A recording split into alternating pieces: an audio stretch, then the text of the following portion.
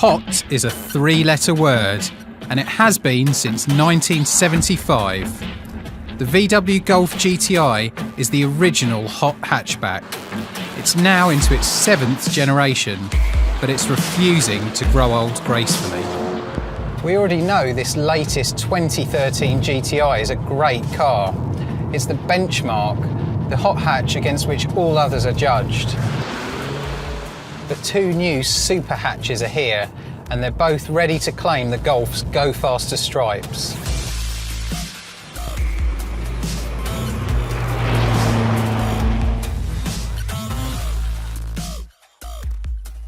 And they don't come much hotter than this.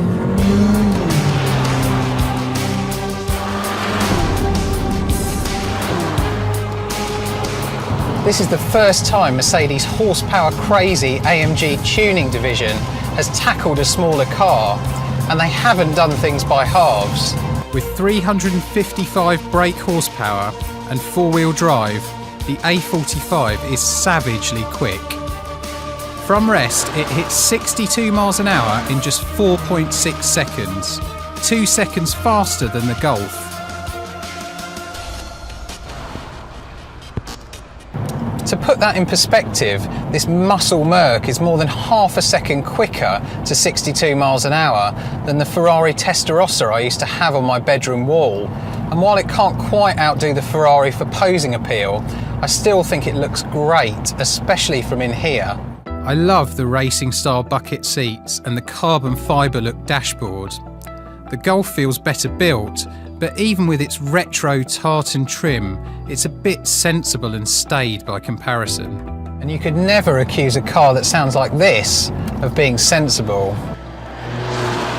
It may have 5 doors and a practical hatchback boot, but the AMG also costs nearly £38,000. Yes, you heard that right, £38,000. That's £12,000 more than a basic Golf GTI. And with all the options fitted, this particular car is, wait for it, £51,000. That's serious money, and I do wonder if this car is exciting enough. With its 4-cylinder turbocharged engine and 4-wheel drive, it reminds me of the Mitsubishi Evos and Subaru Imprezas that, along with the occasional girl, replaced the Testarossa as my object of desire. That's partly down to the dual-clutch auto gearbox, which can be slow to react, and the steering, which isn't the last word in feedback. Click the link for our Mercedes A-Class full review.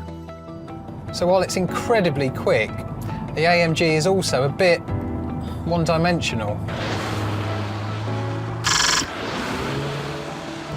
It's like this car, the Golf GTI, turned up to 11, and that's no bad thing. But the BMW is quite a different story. Meet the BMW M135i, the only car in our trio that can do this.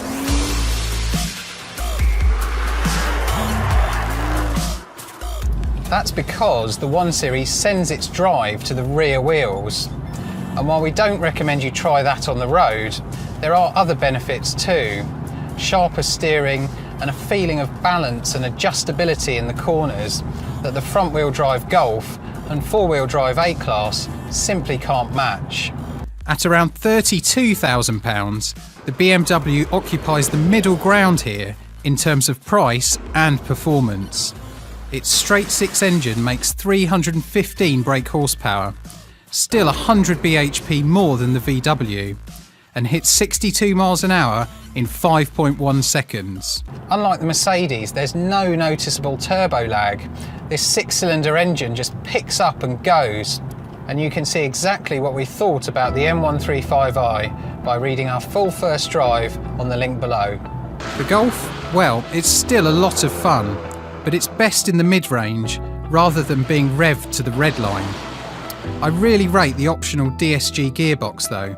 It shows Mercedes how an autobox should work. So, this car might not be quite as exciting either to look at or to drive as the old 1 Series M Coupe, but it's still the one I'd pick for an early morning drive on quiet country roads. But is it the best overall? Hot hatchbacks have to be sensible too, and here's where the Golf excels. It has the roomiest interior and the biggest boot. Not only that, it's also the cheapest and the best for claimed fuel economy. Find out how it fared in our more realistic tests by clicking the link. Sadly, I think the Mercedes falls short. It's very fast and very desirable, but it isn't quite engaging enough to drive to justify that price tag. The BMW, well, it's not without fault, and let's not forget, it costs a full £6,000 more than the Golf. But where the Golf does what it says on the tin, the BMW feels genuinely special. Middle ground definitely doesn't mean middle of the road.